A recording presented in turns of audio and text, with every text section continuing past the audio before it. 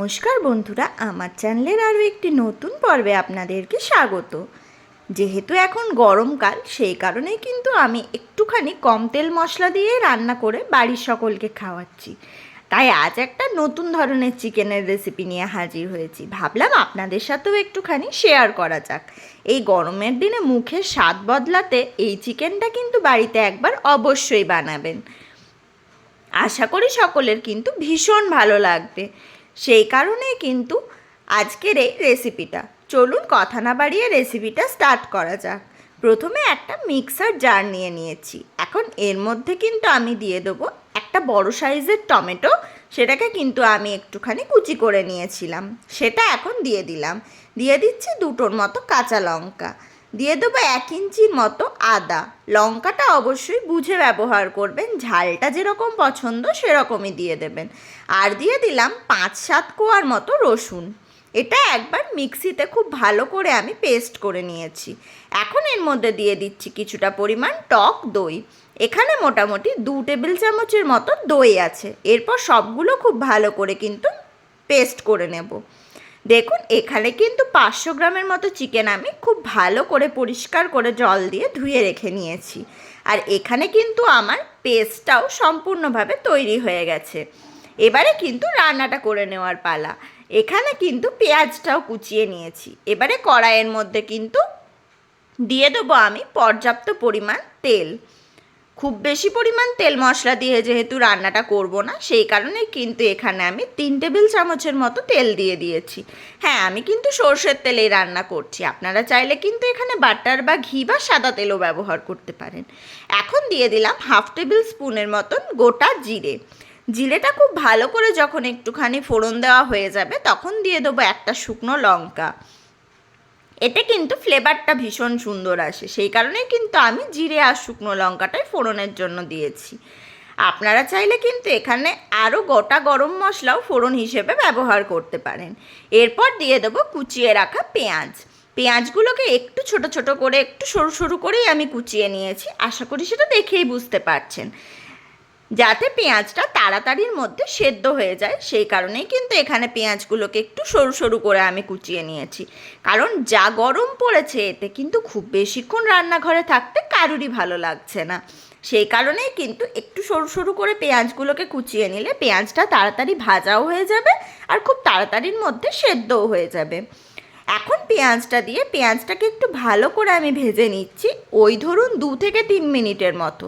খুব বেশি কালচে কালার করে পেঁয়াজটাকে কিন্তু ভাজার প্রয়োজন নেই। মোটামুটি 2 থেকে 3 মিনিটের মতো মিডিয়াম টু হাই আছে পেঁয়াজটাকে একটুখানি ভেজে নিলেই কিন্তু পেঁয়াজটা সুন্দরভাবে ভেজে নেওয়া হয়ে যাবে। দেখুন, এই পর্যায়ে কিন্তু পেঁয়াজটা আমার সুন্দর করে ভেজে নেওয়া হয়ে গেছে, আর পেঁয়াজের কালারটাও কিন্তু খুব সুন্দর করে চেঞ্জ হয়ে গেছে।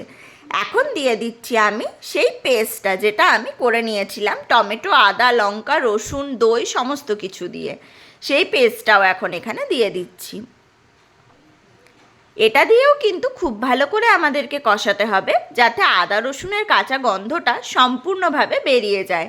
যতক্ষণ পর্যন্ত না আদা রসুনের কাঁচা গন্ধটা সম্পূর্ণভাবে বেরিয়ে যাচ্ছে, ততক্ষণ কিন্তু মশলাটাকে আমাদেরকে কষিয়ে নিতে হবে।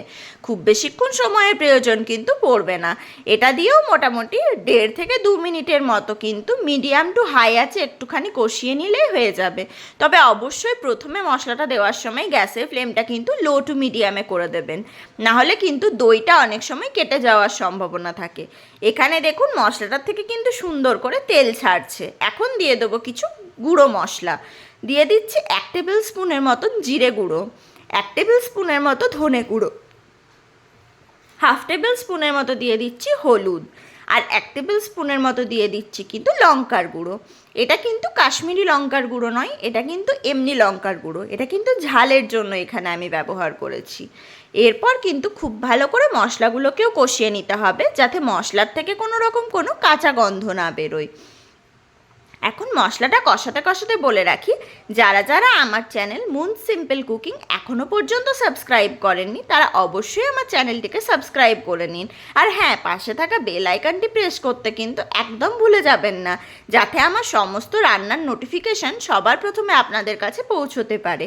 আর যদি ফেসবুক থেকে আমার রেসিপিটি দেখে থাকেন অবশ্যই কিন্তু পেজটিকে ফলো করে দিয়ে আমার পাশে থাকবেন, যাতে এরকম ইউনিক রেসিপি আমি প্রত্যেক দিন আপনাদের সামনে নিয়ে আসতে পারি। আর দেখুন, কথা বলতে বলতে কিন্তু এখানে মশলাটাও সুন্দর করে আমার কষিয়ে নেওয়া হয়ে গেছে। কি সুন্দরভাবে কিন্তু মশলাটা থেকে তেল ছেড়ে দিয়েছে। এখন দিয়ে দিচ্ছি কিন্তু ধুয়ে পরিষ্কার করে রাখা চিকেনগুলো দিয়ে কিন্তু মশলার সাথে চিকেনটাকে আমি কষিয়ে নেব। আমি কিন্তু পুরো রান্নাটা হাই আঁচেই করেছি। এরপর মশলার সাথে চিকেনটাকে কিন্তু সুন্দর করে কষিয়ে নিচ্ছি, ওই ধরুন মোটামুটি 5-7 মিনিটের মতো। এখনও পর্যন্ত কিন্তু এখানে আমি কোনো রকমের কোনো লবণের ব্যবহার করিনি। চিকেনটার সাথে খুব ভালো করে মশলাটাকে কিন্তু 5-7 মিনিটের মতো আমি কষিয়ে নেব। এই পর্যায়ে কিন্তু অবশ্যই গ্যাসের ফ্লেমটা মিডিয়ামে রাখবেন, কিংবা লোতে রেখে চিকেনটাকে কষিয়ে নেবেন, কারণ না হলে কিন্তু চিকেনটার থেকে সম্পূর্ণভাবে জলটা ছাড়বে না, আর সেক্ষেত্রে কিন্তু চিকেনটা খাওয়ার সময় সফট হবে না। সেই কারণে এই পর্যায়ে অবশ্যই গ্যাসের ফ্লেমটা কিন্তু মিডিয়াম টু লোয়ে রেখে চিকেনটাকে কষিয়ে নেওয়ার চেষ্টা করবেন। এখন এই পর্যায়ে দিয়ে দিচ্ছি কিন্তু স্বাদ মতো লবণ। এরপর লবণটা দেওয়ার পর কিন্তু চিকেনটাকে খুব ভালো করে একবার আমি মিশিয়ে নেব, আর তারপরে কিন্তু এটাকে একটুখানি ঢাকনা চাপা দিয়ে রেখে দেবো, যাতে চিকেনটা ভালো মতো করে সেদ্ধও হয়ে যায় আমাদের। এই পর্যায়ে কিন্তু অল্প একটু আমি চিনিও ব্যবহার করেছি। চিনিটা অপশনাল, আপনারা চাইলে কিন্তু চিনিটা অবশ্যই স্কিপ করতে পারেন। দেখুন, এখানে কিন্তু আমার চিকেনটা সুন্দরভাবে কষিয়ে নেওয়া হয়ে গেছে, আর সুন্দর করে কিন্তু তেলটাও আলাদা হয়ে গেছে চিকেন থেকে। এখন কিন্তু আমি চিকেনটার মধ্যে দিয়ে দিচ্ছি জল। এখানে কিন্তু আমি একটু বেশি পরিমাণেই জলটা ব্যবহার করেছি, ওই ধরুন হাফ কাপের থেকে একটু বেশি পরিমাণে। আপনারা চাইলে কিন্তু এই পর্যায়েও চিকেনটাকে সার্ভ করে নিতে পারেন, কোনো অসুবিধা হবে না, আর টেস্টেও কিন্তু কোনো রকম কোনো হেরফের হবে না। এখন আমি 5 মিনিট ফুটতে দিচ্ছি। দেখুন, 5 মিনিট পর আমি আপনাদেরকে কিন্তু এখানে দেখিয়ে দিচ্ছি। খুব বেশি কিন্তু গ্রেভিটা আমি শুকিয়ে নেব না। এখন এই পর্যায়ে কিন্তু একটুখানি কাসুরি মেথি আমি দিয়ে দিচ্ছি হাতের সাহায্যে ম্যাশ করে নিয়ে।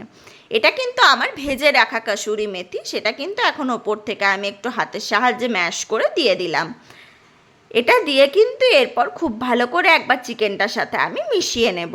কাসুরি মেথিটা দেওয়ার কারণে কিন্তু চিকেনটার ফ্লেভারটা ভীষণ সুন্দর আসে, সেই কারণেই কিন্তু এখানে কাসুরি মেথিটা আমি ব্যবহার করেছি। বাড়িতে যদি অ্যাভেলেবেল না থেকে থাকে সেক্ষেত্রে কিন্তু কাসুরি মেথিটা আপনারা স্কিপ করতে পারেন, কোনো অসুবিধা হবে না। এখন কাসুরি মেথিটা দেওয়ার পর মোটামুটি 1-1.5 মিনিটের মতো ফুটিয়ে নিয়ে কিন্তু এটাকে আমি নামিয়ে নেব। দেখুন, চিকেনটা কিন্তু এই পর্যায়ে আমি সার্ভ করে নিয়েছি গরম গরম রুটির সাথে, আর এটা খেতে কিন্তু ভীষণ মজাদার হয় বন্ধুরা। বাড়িতে অবশ্যই কিন্তু এই গরমের দিনে একবার বানিয়ে দেখবেন, আর আশা করি দেখেই বুঝতে পেরেছেন কতটা চটজলদির মধ্যে কিন্তু রেসিপিটা তৈরিও হয়ে যায়। ভালো লাগলে অবশ্যই চ্যানেলটিকে লাইক, কমেন্ট, শেয়ার করবেন, আর হ্যাঁ, সাবস্ক্রাইব করতে কিন্তু একেবারে ভুলে যাবেন না, যাতে এরকম রান্নার নোটিফিকেশান সবার প্রথমে আপনাদের কাছে পৌঁছে যায়। তার জন্য কিন্তু অবশ্যই বেল নোটিফিকেশানটাও অন করে দেবেন। আর যদি ফেসবুক থেকে রেসিপিটি দেখে থাকেন অবশ্যই পেজটিকে ফলো করে দেবেন।